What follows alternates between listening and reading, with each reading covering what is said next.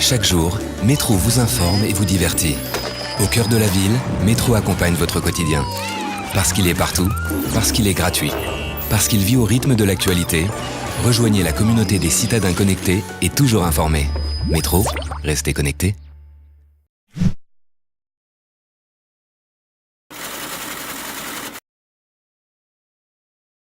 La démarche a été de se positionner un petit peu à contrario de ce qu'on attendait sur un festival comme celui-là, où on a eu des très belles grosses productions et créations, et je pense entre autres à l'Odyssée de Quartier. Et les annonceurs ont voulu donner un signal, à mon avis. Pour en avoir beaucoup débattu, on a voulu donner un signal à l'ensemble des agences, en leur expliquant qu'aujourd'hui, il était possible d'aller trouver des opérations un peu tactiques, un peu fines, un peu malignes, et qui servait finalement à donner un sens à la marque. Voilà. Je crois que ce qui nous a beaucoup plu dans cette opération-là, c'est que la marque, sur cette opération de communication, reprend un sens, une valeur, et se connecte avec des audiences sur un projet commun. J'ai l'impression que du côté des annonceurs, on est prêt à endosser un peu d'audace, un peu d'innovation, qu'on est prêt aussi chez nous à exploser un petit peu les silos de la communication et à décloisonner nos différents services ou nos disciplines de la communication. C'est sans doute un petit peu moins souple parfois chez les agences. On a envie chez les annonceurs de retrouver des opérations qui sont à chaque fois très tournées vers le client, très proches des valeurs de marque, et qui soient surtout dans une conversation permanente entre la marque et ses audiences. Voilà, donc c'est pas toujours ce qu'on nous propose dans les agences.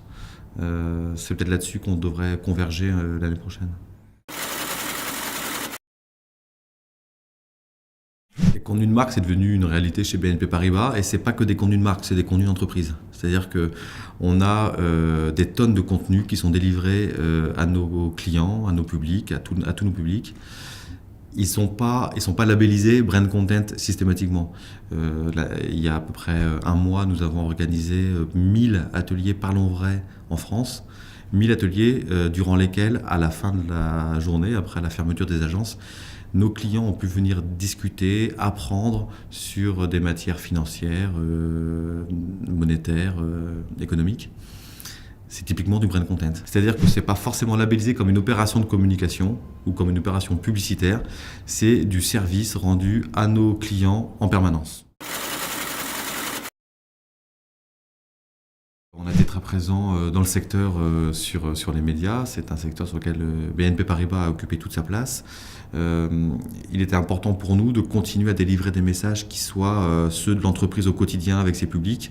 C'est-à-dire qu'on est chez BNP Paribas dans une relation permanente entre nos conseillers dans les agences et leurs clients. Et cette relation-là, qui existe au quotidien, vous la vivez dans nos sagas publicitaires, particulièrement en télé. Et puis elle est appuyée, entre autres sur les médias digitaux, par des preuves produits, des preuves terrain, des preuves de service. Et donc c'est une tendance qui devrait continuer cette année.